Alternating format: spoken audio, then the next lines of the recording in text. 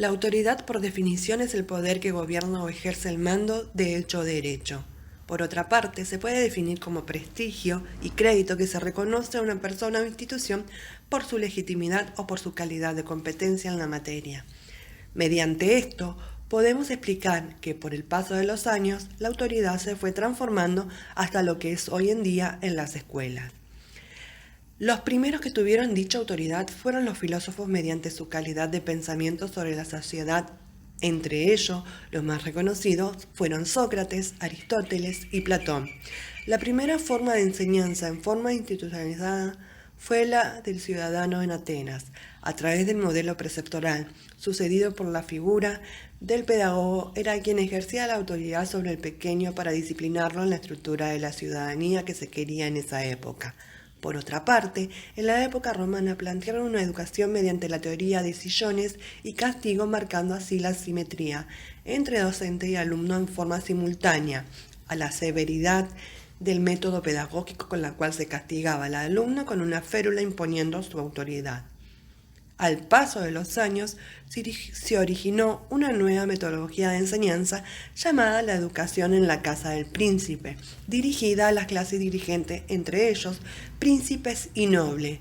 Con una cierta educación domiciliaria, la figura de autoridad era la del preceptor, quien poseía el conocimiento, pero su método no era severo con su alumno. Mediante esto llega la figura crítica de Comenio, al plantear que la educación debería ser una educación para todos. Por esto, creó un nuevo cuerpo y principios teóricos y propuestas prácticas para organizar la educación, sintetizando su obra Didáctica Magna, la cual establecía que la educación debería ser única e igual para todos, universal, actualizada y correctamente organizada para formar ciudadanos óptimos para la sociedad.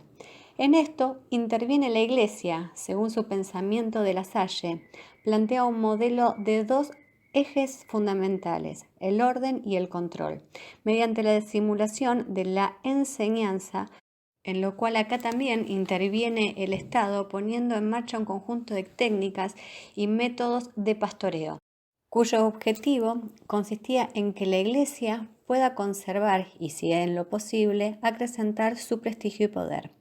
En paralelo estaban los reformadores católicos, que categorizaban los estilos de escuela para neutralizar a la sociedad de clases u estamentos, es decir, para poder diferenciar calidades de naturaleza y programas educativos diferentes.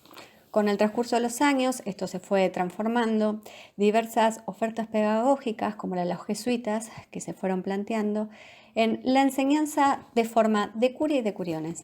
Explica que la autoridad no solo estaba en el docente, sino que también estaba, en cierta forma, en el alumno destacado, que ayudaba también a sus compañeros. También así era el nexo entre el profesor y los alumnos.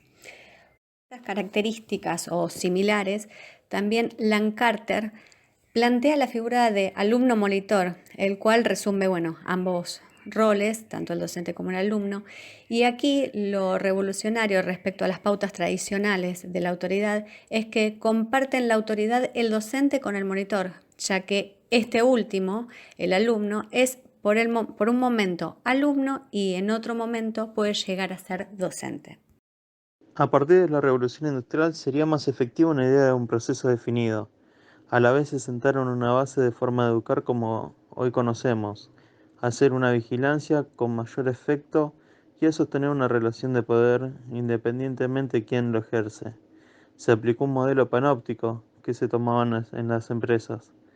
Estos procedimientos disciplinarios tendían a configurar un tiempo evolutivo lineal debido a que los grupos económicos necesitaban una masividad en la enseñanza. Por esto se enviaban libros para que los docentes expliquen solamente los que se decían dichos temas, y no era una postura de conocimiento la que se tenía como autoridad en dicha escuela, sino una postura como un mero transmisor de conocimiento. Como bases críticos del siglo XX nos encontramos con Illich, el cual era un pensador que era un crítico cultural austríaco, quien desarrolló una importante labor en varios países con ideas alternativas de educación, que no estaban centradas en la escuela. La escuela no puede resolver la contradicción a formar a nuevas futuras generaciones en una tecnología. Y es un progreso que no todos tendrían una posibilidad efectiva de acceder tampoco. Por eso se plantea una escuela que no representa una oportunidad verdadera para salir de un tercer mundo. En cuanto a Paulo Freire, cuáles ideas empiezan a problematizar los vínculos pedagógicos que solo se desarrollaban en la mayoría de los sistemas educativos vigentes hasta el momento. A diferencia de Illich, él propone una no pedagogía, sino una nueva pedagogía. La nueva pedagogía se plantea a partir de que el hombre es oprimido y necesita redescubrirse para concretizar dichas ideas que se le formarían luego. Su necesidad estaba en la base de aprender a ejercer su libertad y practicarla. Durante estos procesos, los nuevos contextos sociales generaron un nuevo escenario de incertidumbre, colocando al Estado como gerenciador de la política definidos por el mercado. Dado esta forma, el mercado, la nueva agencia subjetivadora y con ellos los principios de autoridad, regulados mediante la regla, norma y leyes. De esta manera, la autoridad del Estado, familia y escuela, propone una reconstrucción que requerirá conocer estas nuevas condiciones de relación social. La escuela hoy es demandada para producir estos cambios y en ese acto necesita docentes que tengan su autoridad en una base institucional y condiciones personales y profesionales. La base institucional consiste en el apoyo y respaldo que la institución, a través de quienes la conducen, ofrecen a los docentes para que ellos lleven a cabo, dentro de un marco previamente definido y coherente, su labor. Por ello, la autoridad pedagógica debe poder articular tres aspectos relacionados. El primero es el saber pedagógico, en el cual la formación y la capacitación constante del docente permite que articule sus prácticas con la teoría, es decir, que una no se sustenta sin la otra. El segundo aspecto es el sostén en la normativa.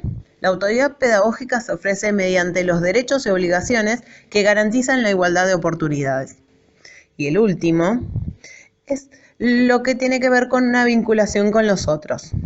Esto debe proyectarse, interpretar y empatizar con las demás personas, ya que debe comunicarse y dejar que se comuniquen.